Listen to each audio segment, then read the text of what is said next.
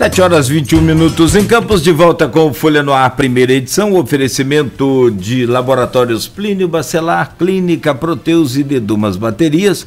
Voltamos com o programa e hoje, tendo o prazer de receber o deputado federal Chico D'Angelo. Deputado, seja bem-vindo aí ao Folha no Ar, primeira edição. Muito obrigado de antemão aí pela sua disponibilidade de estar conosco aqui. Está vazando um áudio aqui, agora sim. Desculpa. Muito obrigado mais uma vez, seja bem-vindo, um bom dia para o senhor. Bom dia, Cláudio, bom dia, Luiz. Agradecer a vocês aí muito o convite desse bate-papo nessa manhã, após um dia importante em Brasília, dessa votação da presidência da Câmara nesses próximos 2 anos, nesse biênio, e dizer que é uma honra sempre fazer qualquer tipo de entrevista, bate-papo com a Folha, que é essa instituição tão reconhecida não só na região, em Campos e na região, mas no estado e no Brasil todo. Então, agradecer a vocês e aos ouvintes a oportunidade de estar aqui nessa manhã do dia 2, batendo esse papo, fazendo essas análises aqui com relação ao resultado eleitoral e ao processo eleitoral que ocorreu para a presidência da Casa, que, diferente do Senado, foi mais tumultuado, né? E com uma cenário de repercussões na política muito maiores. A eleição do Senado, ela, de certa forma, já era esperada, praticamente a oposição quase toda apoiou o Rodrigo Pacheco. Então, a eleição que era mais esperado o resultado, perspectiva ou não de segundo turno, era a eleição da Câmara. Então, acho que é um cenário novo que está posto na política e que merece mesmo, a partir de agora, muitas análises, muita perspectivas do que ocorrerá daqui para frente, né? Chico, bom dia, obrigado mais uma vez pela presença. O Nogueira me corrigiu, obrigado, Nogueira, no intervalo, eu falei 308, foram 302 votos para o Arthur Lira. A vitória já foi folgada, tô dando mais meia dúzia para ele não precisa, né? Foi falar do Barbeiro aí, eu mesmo dei uma cortada no rosto aí, no meu próprio rosto, dando mais 6 votos aí. Foram 302 votos para Arthur Lira, 145 Baleia Rossi, 21 votos Fábio Ramalho, 16 votos Luiz Erundina, 13 votos Marcelo Van Hatten, do Novo, Luiz Erundina PSOL, 3 votos André Janones, 2 votos Kim Kataguiri, do DEM, e 1 voto General Peternelli, general da tropa de um só, ele mesmo teve 1 voto. 2 brancos. Primeiro, Chico, o que esperar do resultado dessa votação? A gente sabe que a caixa de ressonância da sociedade, ela está mais na Câmara, está mais próxima, até porque se renova de 4 em 4 anos, né? Ela está mais próxima da Câmara Baixa do que da Câmara Alta, né? O que esperar do resultado dessa votação no próximo biênio? Bom dia. Então, você já colocou bem posta a situação. Quer dizer, a Câmara ela tem uma caixa de ressonância maior, são 4 anos, a linha sucessória presidencial passa pelo presidente da Câmara. Aliás, é um questionamento que se tem, se o Lira poderá ou não, no caso, cumprir essa função, se haverá ou não questionamentos jurídicos em relação a ele para cumprir essa função na linha sucessória. E a Câmara, a importância dessa votação que ocorreu essa madrugada, essa noite, início de madrugada, objetivamente, como já foi falado aqui por você e pelo Cláudio, é que o Bolsonaro sai fortalecido dessa votação. porque o Lira, desde o início da sua campanha, iniciou indo lá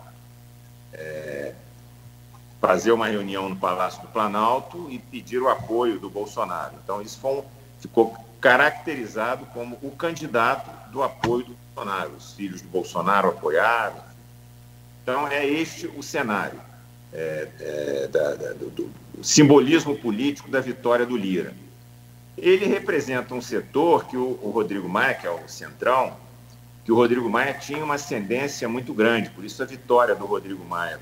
As vitórias do Rodrigo Maia, quando candidato a presidente da Casa, sempre foram muito expressivas e com muitos votos desse setor que deu essa votação ao Lira ontem. Que o fenômeno novo que ocorreu é que esse setor rachou e quem mostrou força nesse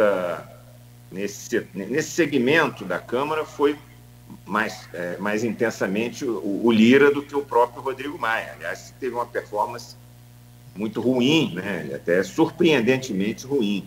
Acho que por vários erros de condução do processo, eu tenho uma avaliação que o Rodrigo Maia, por mais diferença que tenho dele em relação a visões econômicas, formas de enfrentar a crise aqui e ali, mas eu acho que ele foi um presidente que fez um trabalho ouvindo todos os setores da casa e deu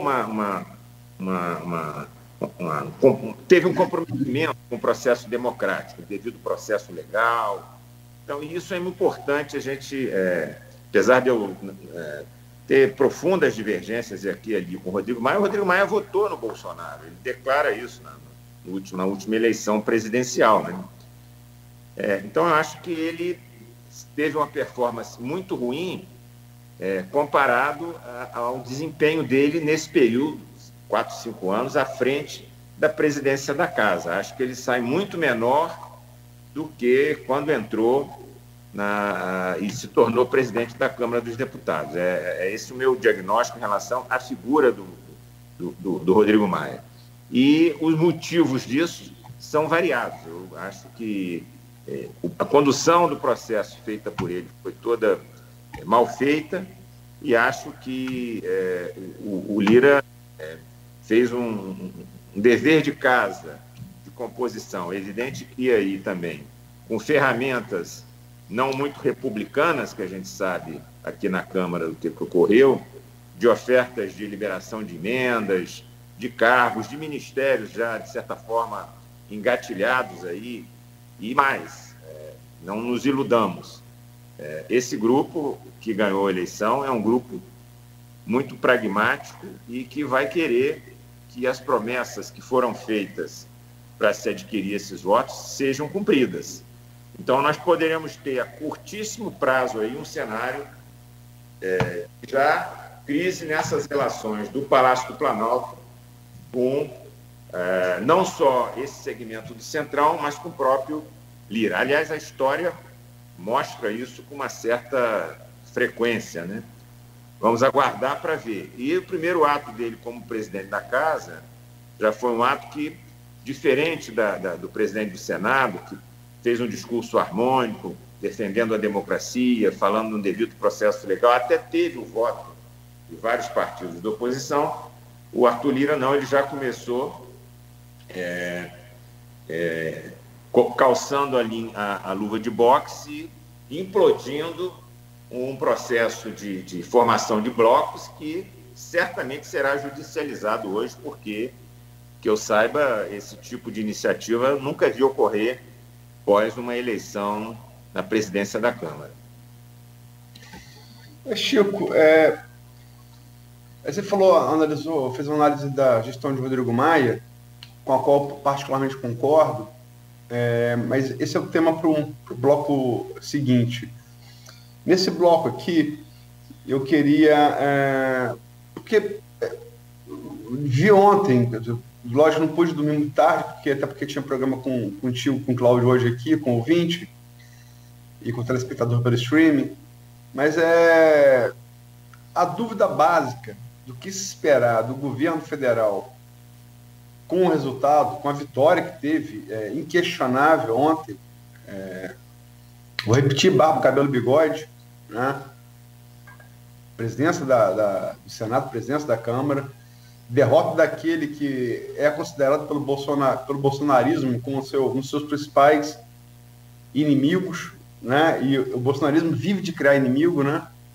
Vive dessa guerra eterna, que foi o Rodrigo Maia. Também concordo que você saiu muito diminuído de como entrou em 2019, 334 votos, e como saiu, 145 votos para Baleia Rossi. Mas do que esperar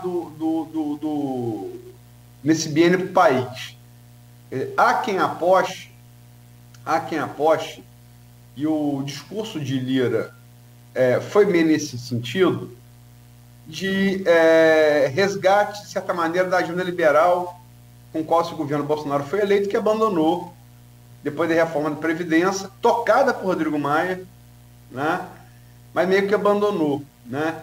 Em que, inclusive, a pauta das privatizações, a Eletrobras é um caso emblemático, teria sido adiada justamente para saciar a fome por cargo de Centrão, né? Mas o que esperar disso? Seria a retomada dessa pauta liberal, dessa pauta econômica, da pauta das reformas, ou seria a pauta comportamental que o bolsonarismo de base tanto gosta, né?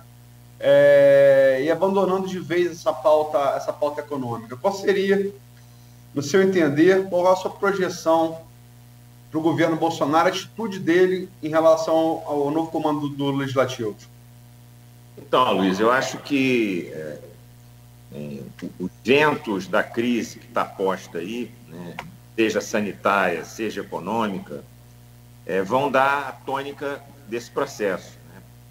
Acho que as conduções equivocadas nos últimos 2 anos, seja principalmente na questão da saúde, mas seja na questão ambiental, na própria questão econômica, elas vão agora vir à tona com mais intensidade, né? Acho que esses 2 anos aí, os erros que foram provocados, e a gente está vendo isso na própria crise da saúde pública no país, aí, que não foi interrompida, pelo contrário, vai se agravar ainda mais com as novas variantes aí de coronavírus, e eu acho que a tendência desse processo político é ele se agravar e se agarrar numa pauta identitária, que como você colocou. Isso não dá resposta às demandas econômicas. Isso, num cenário como foi o da eleição de 2018, você fala para um público grande. Hoje, essa pauta fala cada vez menos para um público menor, porque quando falta recursos para alimentação, quando falta recursos para questões centrais, e quando a saúde não dá respostas objetivas à questão da pandemia, esta é uma grande interrogação dos próximos meses. Quer dizer, a partir de fevereiro aqui, no Brasil, essa ajuda emergencial está suspensa. Esses 65 milhões que vinham aprovando o governo Bolsonaro, muito fruto desse recurso que a Câmara aprovou, isso a partir de fevereiro, a partir de agora, não existirá mais. Não há pauta identitária, não há discurso mais focado nesses temas que irá sustentar a crise. Acho que, somado a isso, há uma grande desconstrução, um despreparo, e aí não é fruto só do governo Bolsonaro, dos últimos, de toda em relação a insumos, em relação a tudo, a equipamentos. Países como a China e outros, há uma dependência do Brasil de tal ordem, e aí com a política externa que vem sendo realizada, de agressão, de um comportamento completamente desqualificado em relação a esses países que hoje têm esse potencial de fornecimento até subsídios nas questões não só do Covid, mas de maneira geral, acho que o Brasil pode viver nos próximos meses um cenário de crise econômica e social muito grave, com reflexo na relação da Câmara com o Bolsonaro, porque esse grupo que hoje faz parte do Centrão, objetivamente vai querer, já nos próximos dias e meses, a recompensa por esses votos, via emendas já está sendo feitas, mas via ministérios, via cargos, via uma série de coisas que isso vai ser seguramente conflitado dentro do governo, que tem centenas de ministérios ocupados por militares. Quer dizer, eu não sei como é que vai ser a composição disso. Há conversas já que estou sabendo em relação ao Ministério da Saúde, que nomes até sendo postulados dentro do plenário da Câmara ontem falados, em relação a outros ministérios. Então, eu acho que existe um quadro aí de crise social muito grave, posto, de crise econômica, que sempre se desdobra em crise política. Eu acho que fazer uma previsão, apesar de ter tido uma vitória bastante expressiva do Lira, eu não diria que isso trará tranquilidade, porque a Câmara é a caixa de ressonância política para o país nos próximos meses, em função desse agravamento que eu estou visualizando, não só na crise da saúde pública, que está posta aí, mas também na questão econômica. Eu acho que são duas questões que foram, inclusive, muito mal trabalhadas por Bolsonaro no enfrentamento à pandemia, enfim, deseducando a população, trabalhando a questão da pandemia. Enfim, acho que desestruturando os serviços públicos. Enfim. Então, eu estou vendo um cenário esse ano de 2021 de muita adrenalina no campo econômico, no campo social, no campo da saúde pública e, por consequência, com reflexo no campo político.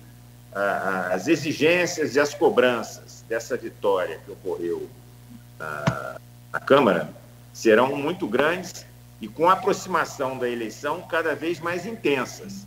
A turma é gulosa, essa que é a verdade.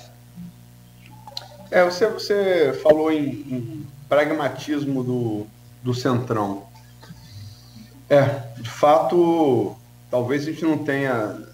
Se discute muito na teoria política, na ciência política, o que é o conceito de Realpolitik de Otto von Bismarck, que é unificador da Alemanha no século XIX, um gênio político, né? E talvez quem tenha introduzido aqui no Brasil foi o Fernando Henrique Cardoso, em seus governos federais. Mas a Realpolitik, o Centrão talvez seja a cara da Realpolitik, né? A política real. O Centrão, ele de força periférica, permaneceu assim nos governos Fernando Henrique, né? Importante, mas periférica, sem nunca assumir comando, posições de destaque no comando de nenhuma casa. Ele ascendeu com Severino Cavalcante em 2005, teve uma vida muito curta, foi alvejado por denúncia de corrupção e, de certa maneira, esse chamado baixo clero chega ao poder com Bolsonaro em 2018. Um deputado de baixo clero, né? 30 anos de vida parlamentar, primeiro ali na Câmara de Vereadores Carioca, mas logo depois, 2 anos depois se elegeu federal e ficou até sair até vir presidente. Você acha que esse baixo clero, quer dizer, Severino Cavalcante foi ali uma tentativa, mas não deu certo. Ele agora com Bolsonaro e com Arthur Lira, eu vou deixar o Rodrigo Pacheco de fora, e o Rodrigo Pacheco é do DEM. O DEM é um partido mais tradicional, né? Você acha que ele de fato, o Centrão, ao qual o Bolsonaro sempre pertenceu, apesar do Centrão ter apoiado Geraldo Alckmin na eleição de 2018, você acha que o Centrão de fato toma as rédeas do país? Eu acho que o Centrão é pragmático. A gente hoje não tem um movimento, até pela própria pandemia, proíbe movimentos de rua, né? Isso não tem ocorrido, fruto do problema do coronavírus. Mas ali, como você falou e eu também, a Câmara ela é muito reflexo do que ocorre no Brasil, né? Do que ocorre no país em relação à insatisfação. As pesquisas têm mostrado aí um progressivo aumento da rejeição ao governo Bolsonaro. Se essa tendência se aprofundar, que é uma coisa muito provável, em função desses fatores todos que eu estou falando, as questões econômicas que vão se agravar, enfim, há setores do grande empresariado brasileiro que apoiaram Bolsonaro, que hoje começam a dizer abertamente que se arrependeram e que não acham que o Brasil tem que ter alguém com mais competência administrativa, com mais capacidade de política externa. Enfim. E a questão que coloquei da ajuda emergencial se agravar, isso vai trazer há setores da intelectualidade política que acham que o Bolsonaro aposta até numa crise institucional. Quer dizer, se a crise econômica se aprofunda, se o cenário de empobrecimento de setores da população se agrava muito, o Bolsonaro hoje ele tem como militância mais fiel a ele, você tem setor de segurança de uma maneira geral, guardas municipais, polícia militar, polícia federal, os setores até privados de segurança e as Forças Armadas, a quem ele, nos últimos 2 anos, deu uma expressiva melhora nos vencimentos das 3 forças, né? Diferente do restante do funcionalismo público. Esses setores, um processo de radicalização da sociedade, caso isso ocorra, o Centrão ele vai ali na Câmara fazer o dever de casa das suas respectivas eleições, os deputados que, através de emendas e de cargos, que agora virou a chave do processo eleitoral para o Bolsonaro e para os deputados, né? Já começou agora em 21 e essa preocupação com o cenário mais geral, esse segmento não tem muito, são setores que têm, por isso que eu falei, um pragmatismo maior. O projeto prioritário é a sua reeleição. Acho que há um descolamento da Câmara e do Centrão da realidade do país. Essa é uma questão. Acho que a Câmara dos Deputados hoje ela está descolada das realidades duras e trágicas que a população brasileira está vivendo, seja no campo econômico, social, sanitário. E isso vai chegar uma hora que vai ter que como eu falei, não se tem mobilização popular, se tem as pesquisas mostrando uma queda expressiva do prestígio do Bolsonaro. Então, esse ano é um ano de muitas interrogações, eu diria. E a questão central, eu acho, são os ventos, como falei, econômicos, da crise econômica, que certamente, e sanitária, que irão aí nos próximos 3 meses serem colocados já a partir de fevereiro, com o fim da ajuda emergencial. Né? Então, eu acho que o futuro desse setor na relação com o Bolsonaro está na dependência de todo esse conjunto de perspectivas aí não muito positivas, que certamente irão fazer com que as tensões no governo Bolsonaro irão se agravar, fora o seu jeito e perfil de chamar para o confronto. Quer dizer, se elegeu assim e governa dessa forma, né? Acho que ele vai tentar se segurar nos 20%, 25% que ele tem, independente do cenário. Quer dizer, acho que o Bolsonaro, essa é a minha opinião pessoal, o Bolsonaro tem hoje, de fiéis a ele, independente de crise econômica, ele tem 20% da sociedade brasileira. Uma coisa meio fanatizada e sem uma argumentação, mas ele consegue isso. Setores da sociedade que são... que virou, outro dia eu conversei com um taxista no Rio, ele dizia, não, mas isso virou um fla-flu. Não, mas a política não pode ser um fla-flu, as pessoas têm que analisar a coisa de uma maneira geral. Né? Ah, não, ou é Bolsonaro ou não é Bolsonaro. Falei, as pessoas têm projetos para o Brasil, para a sociedade, tem que ter o bom senso de ver o que é melhor, né? Não pode ser assim, nem tudo que o Bolsonaro faz está tudo errado e nem que o Bolsonaro que vem dele está tudo errado, né? E é o que está posto na sociedade. E isso é muito ruim para o Brasil. Ontem meus 2 netos fizeram 3 anos, eu faço política, mas eu penso para gerações futuras, minhas filhas e meus netos. Quer dizer, e essa compreensão, essa polarização que está ocorrendo no Brasil faz com que as pessoas não discutam, não reflitam, não leiam, não debatam de uma maneira tranquila. Eu sou da oposição, eu sou profundamente crítico a esse governo, mas eu ouço argumentos aqui e ali de pessoas que ponderam uma coisa ou outra. Eu acho que hoje há, nesse segmento que eu chamo de 20%, que são bolsonaristas de raiz, que simplesmente eles não conversam, não debatem, e são fanatizados, que é uma coisa muito não saudável para a política e para o destino do Brasil, né? Essa é a minha visão. Chico, eu não queria estar muito nesse papo, não, mas já que você fez a definição desses 20% resilientes do bolsonarismo, a chamada bolsonarismo ideológico, né? Lá em 2018, na campanha ainda de 2018, quando ainda era cogitada para ser vice de Bolsonaro, a hoje deputada estadual paulista, Janaína Pascoal, num discurso de campanha, um palanque de Bolsonaro, causou até um certo incômodo aos presentes por chamar... Janaína Pascoal foi uma das autoras do pedido de impeachment de Dilma, né? É sempre bom lembrar, jurista. Ela chamou o bolsonarismo, já naquele momento, naquela gênese ali, de petismo de senão trocado. Você que está no PDT, mas teve muito tempo no PT, como é que você encara essa definição da Janaína em relação àquilo que você acabou de falar agora, bolsonarismo? Então, eu acho que eu fui parlamentar, no meu 4º mandato, fui parlamentar pelo PT.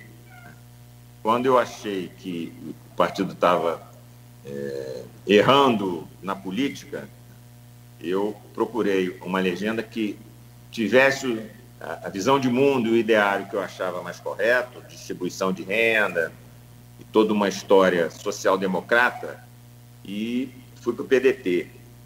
Acho que a eleição de 2018 mostrou uma polarização do PT com o Bolsonaro que criou mesmo essa situação desse fla-flu. Só que eu acho que há comportamentos... Eu fui parlamentar do PT e quero dizer que em nenhum momento Ministério Público Federal, Polícia Federal e outros segmentos da sociedade, própria Câmara, o Lula perdeu a eleição para a presidência da casa, teve o aparelhamento, o tal papo do Bolsonaro, de que não sou da política, da antipolítica, aqui não tem tomar lá da cá, tudo que esses setores, inclusive que apoiaram a sociedade, que apoiaram o Bolsonaro, estão vendo o filme agora do Bolsonaro fazer isso, intervir no Ministério Público, intervir querer colocar no Supremo pessoas que sejam completamente identificadas e que façam a defesa dele e dos seus filhos. Isso nos governos anteriores, de Itamar, Fernando Henrique e do Lula e da Dilma, não ocorreu. Quer dizer, esse aparelhamento da máquina pública está ocorrendo agora no governo Bolsonaro. Então, esse discurso da Janaína é um discurso que não é... Houve a polarização, sim, mas tem comportamentos distintos em republicanos em lidar com as coisas públicas, né? Eu acho que é muito importante a gente fazer esse resgate histórico para ser justo com a história do Brasil. Até porque, se nós não formos, o futuro irá ser, porque os livros de histórias continuarão aí relatando o que ocorreu. Agora, nós ficamos políticos, mas a história ela fica para a posteridade, Então, acho que é muito importante, nesses momentos, que a gente faça esta reflexão do que está ocorrendo no Brasil com a condução do Bolsonaro à frente do Palácio do Planalto, quer dizer, o aparelhamento completo e absoluto da máquina pública, até na questão dos próprios cargos, né? Então, assim, de universidades, enfim, há um cenário que nunca a gente imaginou que iria ocorrer em setores até do judiciário, com Bolsonaro criando problemas, perseguindo a imprensa. Quer dizer, é um cenário que a gente não podia imaginar. Quer dizer, olha que com a imprensa que cumpriu um papel assim, importante, por exemplo, quando teve o impeachment da Dilma, a imprensa, e o Bolsonaro fazia parte dos órgãos de imprensa, dar entrevistas. Agora ele persegue a imprensa porque a imprensa cumpre o seu papel constitucional e real de, por exemplo, criticar o seu comportamento em lidar com a pandemia. Quer dizer, esse setor ele precisa que faz essa comparação misturando alhos com bugalhos. Eu acho que o PT cometeu equívoco se eu sair do PT, mas a gente não pode colocar essas questões como se são as mesmas, não são. Tem diferença, sim, de enfrentamento. O governo Dilma errou profundamente na condução econômica, na condução política, com um governo que teve graves erros e, por isso, pagou caro nas urnas, e pagou caro até com impeachment. Agora, sob o ponto de vista de lidar com essas questões que eu estou falando, respeitar o devido processo legal, respeitar o Supremo, respeitar o Legislativo e a própria máquina pública, esse governo de Bolsonaro é o exemplo do toma lá da cá. Do exemplo, dando que se recebe, é Bolsonaro. Quer dizer. Então, ontem isso mais ou menos ficou, de certa forma, bem caracterizado, essa minha leitura. Chico, estamos chegando ao final desse bloco. Só para deixar claro, quando eu citei a Janaína, eu falei menos das figuras de proa, né? Seja Bolsonaro, Lula, Dilma, e dos próprios governos, do que dos militantes de um e de outro. Eu falei mais dos militantes, e também creio que Janaína quis se referir a isso, né? Mais os apoiadores do que os governos em si. Mas, enfim, estamos chegando ao final do bloco. É um jornal regional, é uma rádio regional, um grupo de comunicação regional. Quais as consequências que você vê? A gente falou do Brasil, mas ao estado do Rio, ao norte fluminense e a Campos de maneira específica, do resultado ontem da eleição da presidência do Senado e da Câmara Federal. Olha, com relação especificamente ao Estado, e mais particularmente a Campos, eu diria que a bancada federal, mesmo tendo posições diferentes em relação a esta votação, ela vai ter a grandeza, a bancada do Rio de Janeiro, de trabalhar os temas da vida cotidiana, por exemplo, das questões relativas a Campos, sem entrar no mérito das suas visões com relação às questões políticas maiores. Por exemplo, eu, como deputado federal, junto com o atual prefeito Vladimir Garotinho e com a Thalíria Petroni, junto com outros deputados, mas nós três fomos o que colocamos o maior volume de recursos, cada um 5 milhões. Dos meus 5 milhões de emendas de bancada que tive, assim como o Vladimir, assim como a Thalíria, outros colocaram 500. Nós colocamos, a pedido da comunidade acadêmica de Campos e do reitor, recursos para a obra da UF, que seguramente terá, já foi assinado o protocolo de início, mostrando assim até mérito. Teve uma iniciativa importante do Vladimir Garotinho, costurando na Câmara, junto comigo, parabenizar o Vladimir por essa iniciativa, e a Thalíria, que é do PSOL, então mostrando que tem temas... Sargento Gugel, que é do PSL. isso, do PSL também participou dessa... Outros parlamentares participaram, né? Sim. Então, acho que o dia a dia disso mostra que, desse exemplo concreto, que as iniciativas do conjunto de parlamentares do Rio de Janeiro, com relação aos problemas e dramas, evidente que quem tem mais identidade com o norte e noroeste do estado, como, por exemplo, é o meu caso, ter nascido na cidade, ter uma história na cidade, ter feito faculdade na cidade, faz com que eu coloque, por exemplo, as articulações políticas aqui e o trabalho para as emendas, mas em prol de Campos e da região. Posso dar um outro exemplo, que é muito concreto, por exemplo, o Instituto Federal de Educação de Guarulhos, que tinha um terreno do Exército. Eu me lembro de ter ido, acho que foi em 2016, se não me engano,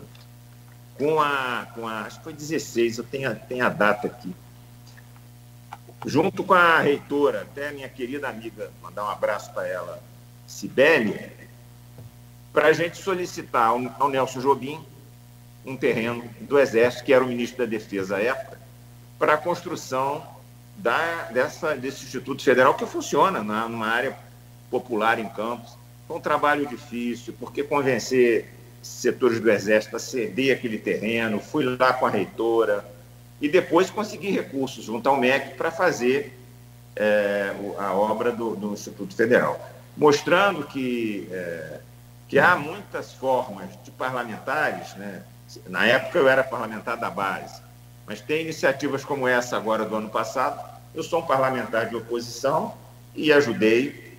Uma vez foi ao Instituto Federal, outra vez foi ao MEC. Aliás, quero aqui também dizer que, mesmo não sendo aliado do ex-prefeito de Campos, eu coloquei emendas a pedido dele assim que ganhou a eleição, da ordem de 1.600.000, e os recursos chegaram para obras de infraestrutura que ele teve no meu gabinete solicitando, mostrando assim, Você fala de Rafael Diniz, né, Chico? Desculpa. Hein? Você fala de Rafael Diniz, né? Rafael Diniz, Rafael Diniz, assim que ganhou a eleição, nunca tive proximidade política com ele, numa relação, mas ele nasci em Campos, veio ao meu gabinete, pediu recurso, os recursos chegaram, coloquei emendas, assim como coloquei agora, e a prefeita inaugurou um centro de imagem lá em São Francisco de Itabapoana, porque isso tudo tem reflexo na região. Quando eu coloco recurso para ela comprar equipamentos de raio-x, de mamógrafo, lá em São Francisco, a Francimara, que já me ligou para agradecer, isso, de certa forma, é uma maneira. Niterói, Campos é um município polo, como Niterói é aqui na região, você evita que pacientes do município de São Francisco vá fazer mamografia na cidade de Campos e, de certa forma, alivia a sobrecarga do município de Campos, que é um município polo. Então, há várias formas de ajuda a Campos e a região, por exemplo, como fiz quando a medida provisória do governo não contemplava os quase 14 mil pequenos plantadores de cana de toda a região. Em Campos eram 5 mil só. E consegui fazer uma emenda e convenci o governo, depois de muita luta, a melhorar o preço da cana, porque tinha sido dado só para os pequenos plantadores de cana do Nordeste brasileiro. Numa luta de um ano inteiro, eu tive a honra de fazer esse trabalho junto ao governo federal e a gente conseguiu, e na época houve um reconhecimento muito grande desses setores, recebi homenagem, melhorando durante um ano o pagamento de milhares de plantadores de cana de Campos e da região. Então, um parlamentar, e acho que a bancada federal, acabou a eleição da Câmara, a gente agora tem que pensar, nesse momento dramático da vida das pessoas, por exemplo, a discussão da ajuda emergencial. Seguramente aí, provavelmente, eu não sei exatamente, mas seguramente terá um número grande de pessoas aí que viviam com esse recurso. Nós vamos ter que trabalhar para que isso mexe com o comércio local, mexe com a padaria da esquina, com segmentos econômicos que movimentam recursos, que vão vão fechar as portas, porque se um número grande da população passa a não ter acesso a esse recurso, isso vai ter reflexo no pequeno, microempresário, que não vai deixar do taxista, enfim, de ter esse dinheiro circulando na cidade de Campos. Então, é outra discussão que perpassa ao conjunto dos parlamentares, não só da região do Norte Fluminense, mas do Brasil todo, para ajudar a sobreviver à questão econômica, como o mundo todo está fazendo. Então, não gostei de algumas falas que foram feitas nesse processo de escolha de presidente da Casa, e parlamentares já trabalhando temas que, nesse momento, são, com relação à política de teto de gastos e tantos outros, que os países até capitalistas, como agora o Biden fez lá, vão ter que socorrer. Nós estamos vivendo um momento de drama, dramático da parcelas do mundo, né, da humanidade. Então, acho que isso aí nós vamos ter a grandeza de, independente de ser oposição ou base do governo, trabalhar em conjunto para ajudar a Campos e a região norte e noroeste do estado. Nogueira, são 8h02. Você quer fazer alguma pergunta nesse bloco? Não, vamos fechar esse bloco e partir para o próximo, que é sobre a avaliação da presidência do Rodrigo Maia. Eu acho que o assunto está bem amplamente discutido. Claro que sempre tem mais coisa para a gente falar. E sobre a data da visita aí do deputado, eu estava conferindo aqui, pesquisando, foi 25 de novembro de 2009, para o crescimento lá do campus do IFE Guarulhos, né? Depois você confere aí para ver se está tudo certo. Não, só para deixar claro também meu testemunho como repórter, o Chico, apesar de já não estar aqui em Campos há algum tempo, mas tem família aqui, tem um irmão que é uma liderança política muito atuante, ainda aquela coisa da organização italiana, né? O Luciano D'Angelo, o grande consigliere, né? Da política progressista aqui da região, está sempre com o pé aqui, e Chico, tanto na questão do IFE Guarulhos, quanto na questão da doação do terreno da rede ferroviária para fazer a obra do campus da UF, o campus, foi fundamental. E agora com o Vladimir, isso eu digo como testemunho, porque acompanhei, fiz essas pautas. É um deputado que nunca perdeu a sua área de atuação parlamentar por Campos, pela região. Muito bom. Obrigado. Bom, são 8h. Também como repórter, pela Asflucan, me lembro bem desses subsídios aí que chegavam para complementar o valor da cana aqui para a região, que só saía lá para o Nordeste por conta da questão climática, aquela coisa toda, né? E eu me lembro bem que eu sempre acompanhei a vida da Asflucan aí, quando chegava era uma espécie de alívio aí para os fornecedores, plantadores já endividados, né?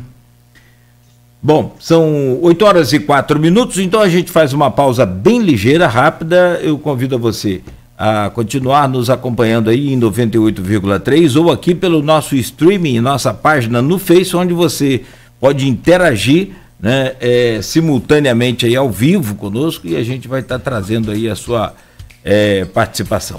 No oferecimento dos laboratórios Plínio Bacelar, Clínica Proteus e Dedumas Baterias.